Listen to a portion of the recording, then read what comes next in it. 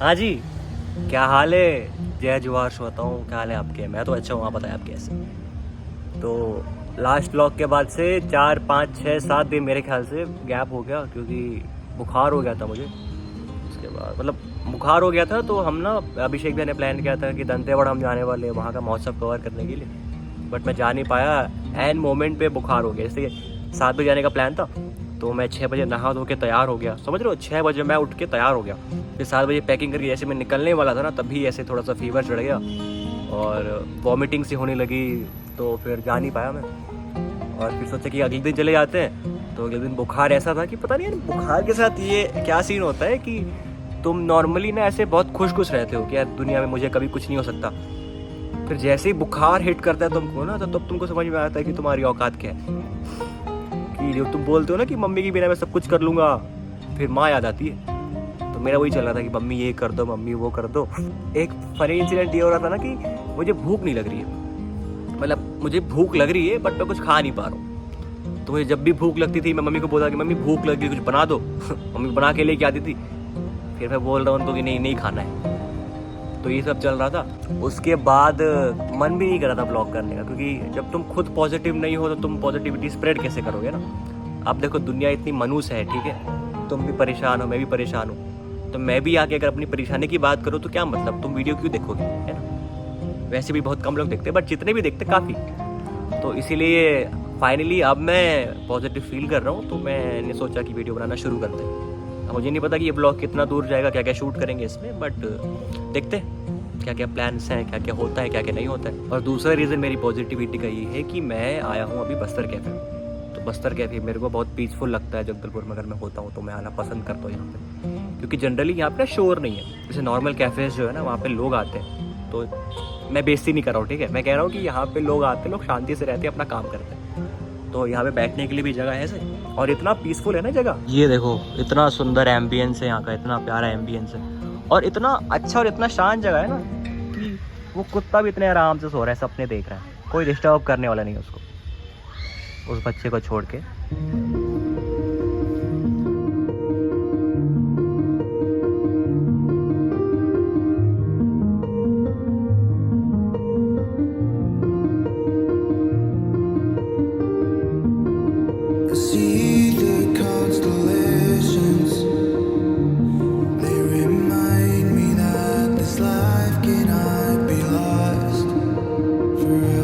जितना मैं दिखा सकता था मैंने दिखाया, बाकी बुखार उखार है मुझे, तो मैं ज़्यादा मेहनत करना पसंद नहीं करूँगा। तो ये था बस्तर कैफ़े, थोड़ा बहुत जो मैंने शूट किया आपने देख लिया। बाकी अगला जो वीडियो बनाएंगे वो प्रॉपर बनाएंगे बस्तर कैफ़े के बारे में, कि ये शुरू कैसे हुआ, अभी मैनेजमेंट क्या देखता है, क्या क्या डिशेज़ है यहाँ पे, ये नया कैसे है, यूनिक कैसे है। लेकिन शांति की बात नहीं कि मैंने वो कुत्ता जग गया। बाकी दूसरी चीज़ कि कल हम जा रहे हैं अंकुर पे शूट करने के लिए, क्योंकि फिट हो चुके हैं तो वापस काम पे ध्यान देंगे। तो अंकुर पे शूट करने जा रहे हैं, तो आपको डायरेक्टली मैं वहाँ की स्टोरी दिखाता हूँ। अंकुर की भी अपनी कहानी, कभी और बात करेंगे उसके बारे में। अभी यहाँ का तो हो गया, बाकी अब आपसे हम मिलते हैं कल। तो अगला जो शॉट होगा वो होगा सुबह का। तो अभी के लिए गुड नाइट। और अब हो गई सुबह। हाँ जी, क्या हाल है? तो मैं कब से कोशिश कर रहा था कि आवाज़ बहुत है यहाँ पे, तो आवाज़ थोड़ी कम हो तब जाके मैं रिकॉर्डिंग शुरू करूँ। मेकिंग शुरू हो चुकी है, रिकॉर्डिंग चल रही है, फुल फ्लेजेडली काम चल रहा है। अंकुर में आ चुके हैं, स्वीट्स की शूटिंग कर रहे हैं, क्योंकि होली पास आ रहा है, तो हम स्वीट्स को रिकॉर्ड कर रहे हैं ताकि हम ऐड रन कर सके। हाँ ठीक है। और दूसरी बात मैं जो कह रहा था ना कि अंकुर बहुत स्पेशल है, मैं 2019 में पहली बार हमने शुरू यहाँ पे किया था परफॉर्म करना। तो जगदलपुर में बहुत नया था ये कि कोई स्टैंड अप कॉमेडी का शो हो रहा है, तो हम यहाँ पे परफॉर्म कर रहे थे और यहाँ पूरी ऑडियंस थी। तो दीदी को ना अभी जोक समझ में आ रहा है, अच्छा फिर ना बिल्कुल। और वो शो इतना गंदा गया, 30 मिनट, मतलब लोगों की बॉडी यहाँ थी, आत्मा जा चुकी थी, और मुझे लग रहा है कि मैं तो बैड स्किल कर रहा हूँ। उसके बाद फिर धीरे धीरे समझ में आएगी परफॉर्मेंस क्या होता है, स्टेज शो कैसे करना होता है। और उसके बाद मोटा मोटा जो भी कर रहे हैं 1, 2, 3, 10, 20 अभी जाके कर रहे हैं, पता नहीं गंदा है और बेटर है, जो भी है पहले से अच्छा है। अगर पहले 0 था तो अभी 1 है। अगर पॉसिबल होता है तो मैं मेकिंग दिखाता हूँ, वरना आपको फिर मैं नीचे ही स्वीट्स के पास ले जाऊँगा, क्योंकि ऊपर 4 बंगाली हैं और वो चारों मिठाई बना रहे हैं। और मेरे को बंगाली में सिर्फ एक लाइन आता है जो सबको आता है, हमें तुम्हारे भालोबासी। और अगर उससे मैं इंटरेक्शन की बात शुरू करूं तो उनको गलत फहमी ना हो जाए।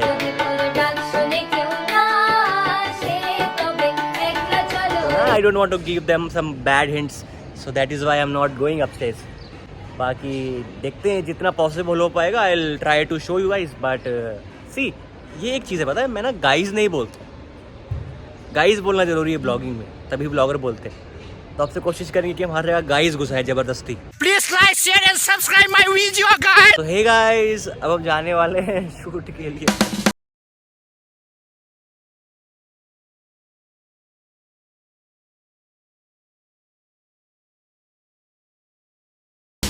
शूट कंप्लीट हो गया, 3 घंटे का शूट था, थोड़ा टाइम लग गया और धूप भी थी तो थोड़ा सा अनईजी भी फील हो रहा था मुझे। तो अभी घर चलते हैं, इसको एडिट करते हैं और खाना वाना खाते हैं थोड़ा सा, और आगे का दिन कंटिन्यू करते हैं। 6.5 hours later. मेरे को अभी मैनेजर का फ़ोन आया कि एक और शूट करना है, तो हम अभी वापस 6:30 बजे जाने वाले हैं। रेडी हो गया, तैयार मैं हो गया, लेकिन प्लान में एक छोटा सा चेंज है। अभी हम जा रहे हैं डॉक्टर के पास में, क्योंकि मेरी मम्मी को आई चेकअप करवाना है, क्योंकि प्रॉब्लम थोड़ी बढ़ गई है। जैसे उनको ये प्रॉब्लम 4 महीने से थी कि उनको आंखों से मतलब दूर का नहीं दिखता है। तो मैं उनको बोल रहा था कि चेकअप कराने चलते हैं, बट वो मना कर रही थी, क्योंकि मम्मी है ना वो, तो जब तक कोई प्रॉब्लम बढ़ नहीं जाती तब तक वो नहीं करवाएगी चेकअप। तो अभी प्रॉब्लम बढ़ गई है, तो अभी जा रहे हैं चेकअप करवाने के लिए। तो उनको चश्मा दिलाते हैं बढ़िया सा, चले। ये जरूरी है करना। तो अरे तो वो करना, ऐसे झूठ नहीं बोलते ना, जो हो रहा है लाइफ में उनको दिखाना जरूरी है।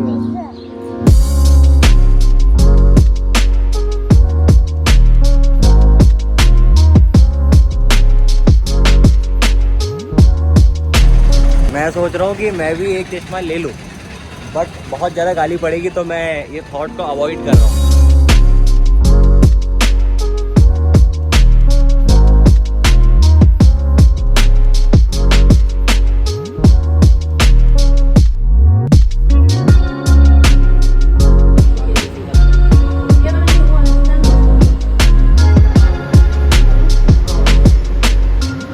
सही है।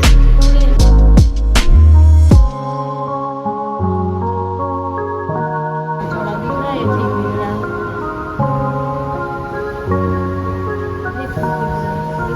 ये चश्मा डन हो गए।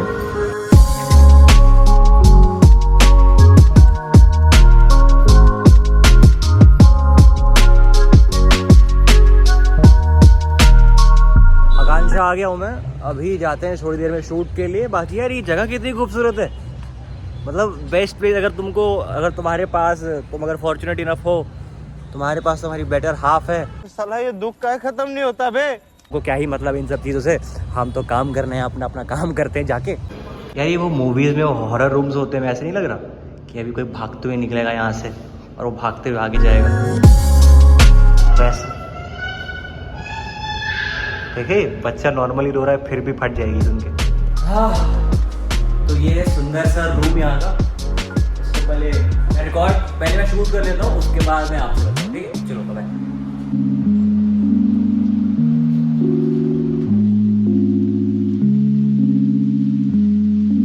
मैंने इन लोगों को पूछ रहा था कि वो तोता कहाँ पर होता है, तो उन्होंने दिखाया, डॉन भी मार दिया। कहते हैं कि वो सिर्फ कपल्स के रूम में होते हैं। तो मैंने ठीक है, चलो चलते हैं। ये हनीमून कपल्स के लिए होता है। हाँ। यहाँ 2 बिस्तर है। यहाँ का शूट हो चुका है, अभी हम जा रहे हैं नीचे सिजलर का शूट करने के लिए। तो चलते हैं फूड की तरफ। पर मेरे जीवन में पता नहीं खाना अपने आप आ जाता है। मुझे फूड ब्लॉगर बनना नहीं, बट मैं बन जाता हूँ, आई डोंट नो व्हाई। तो चलते नीचे सिजलर शूट करते हैं जाके।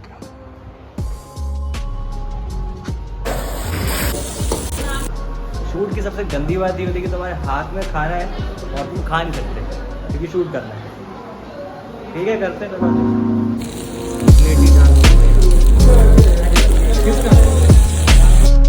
तो तमाम मेहनत के बाद फाइनली शूट ख़त्म हो गया है, और अभी हम शूट के बाद तो खाना तो हमारा ही होता है, तो ये भी एक फ़ायदा है फूड शूट करने का।